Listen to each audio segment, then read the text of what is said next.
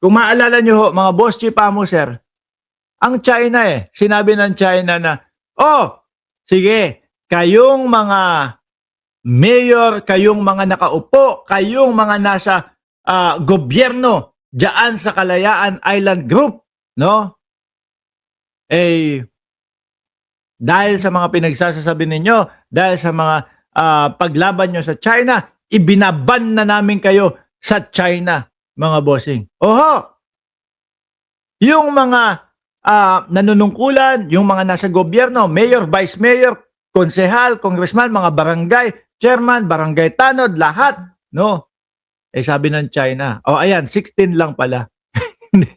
16, siguro yan yung pinakamatataas. No? Binaban daw po sila sa China at hindi na makakapasok sa China, mga bossing. Ngayon, kung di ba naman, engot ang China, mga bossing, ang gobyerno niyan, no? Lalo lang nilang pinalakas. Nandiyan si I love you baby M. Shout out sa iyo, boss, no? Lalo lang nilang pinalakas, mga kababayan, na talagang itong Kalayaan Island Group na gustong isuko ni Marcoleta. Marcoleta, kahit magalit ka sa akin, papaulit-ulitin ko, no? Gusto mong isuko yung Kalayaan Island Group. Bakit? Kasi yun yung mismong nakarecord mismo sa video mo. No? Kahit anong pagpapaliwanag mo sa akin, paikot-ikutin mo pa, pasensya ka na, boss. Mahihirapan ka ipaliwanag yan. Kagaya na lang noong there is no such as West Philippine Sea mo. Pangalawang beses mo na yan na pagkambyo. Ngayon mga kababayan, sabi dito ni Mike Lohico, no? By banning 16 Filipinos official, mga official po ng Kalayaan Island Group, China unintentionally reminds everyone, no, that Kalayaan, Marcoleta, ikaw, ayan tingnan mo, ipasok mo sa isipan mo, sa kukote mo, no, na merong gobyerno diyan sa Kalayaan Island Group, no, na may nagpapatakbo, may mga eskwelahan, may mga internet nga ho dyan, mga kababayan, kahit na po nasa kalagitnaan ng karagatan yan Di ba? May mga internet nga po kumpletos, rekados. China unintentionally remind everyone that Kalayaan has elected officials and functions as a Philippine municipality. Ibig sabihin sa atin na talaga. Ano yung nung ni-research ko ho, mga boss chipamo, sir, alam ko ni-research nyo din yon. At sino ang lumabas? Tomas Cloma, 1954. Di ba? Ako, alam ko na mas nauna kayong malaman sa akin yun. Tomas Cloma, 1954. Siya ang may karapatan dyan. Siya ang nakadiskubre. Ngayon, ipinagkaloob niya yung kanyang karapatan sa gobyerno ng Pilipinas. Di ba? Kaya ayan, may gobyerno, mga bossing. Okay lang sana, mas okay sana, mga kababayan, kung yung tipo bang nasa kalagitnaan pa ng diskusyon, tapos yun yung sasabihin ni Marcoleta na isuko na lang natin para madali, no? Yung nasa kalagitnaan, eto po hindi. Tapos na po, may gobyerno na. Tapos na po, meron ng nakatarak na bandila ng Pilipinas. Bonget, shout out sa iyo. 'Di ba? Tapos bigla kang sasabi na isuko na lang po natin yung Kalayaan Island Group. Nakakailan na to si Marcoleta? 4 na para sa akin sa natatandaan ko. Ano-ano ho yun? Una, there is no such as West Philippine Sea. Pangalawa, galit na galit sa pagpapasole ng pera sa mga diskaya. Di ba?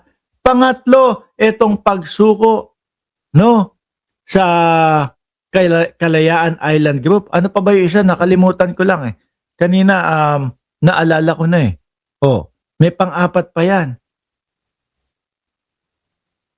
Nakita ninyo ho? Grabe. Disaster. Mga bossing.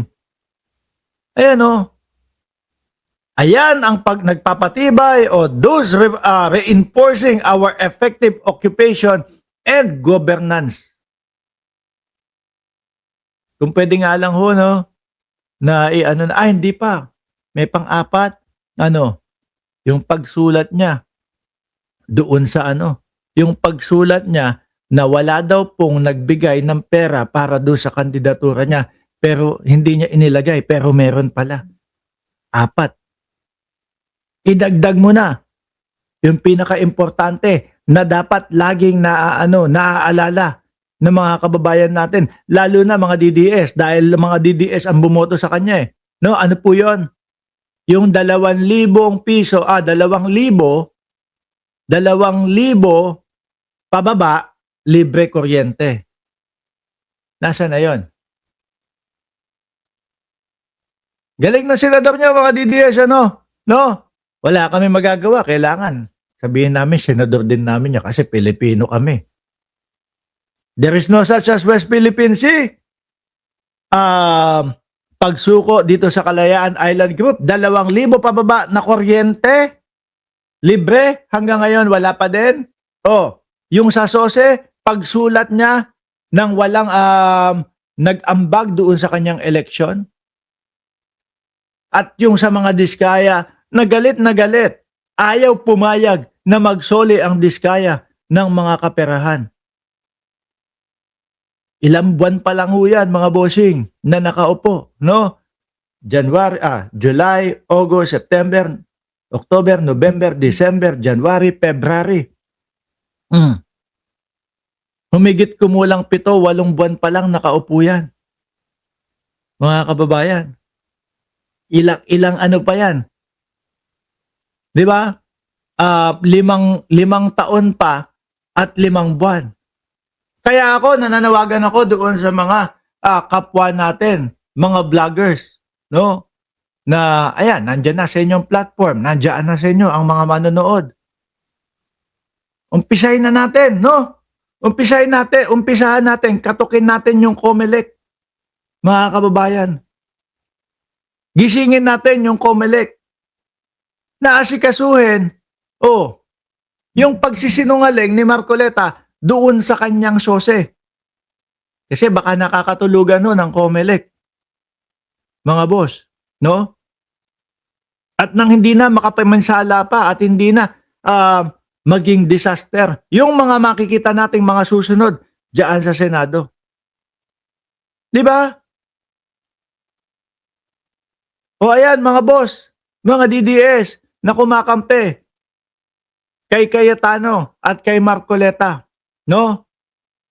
May gobyerno ang Pilipinas, merong bandila, may mga mayor, may mga vice mayor, may mga opisyal. At yun nga lang, ibinan ng China. At yun yung mas tumibay at nagpatibay na ang Kalayaan Island Group ay sa Pilipinas. Nagsalita nga ho yung vice mayor, mga bossing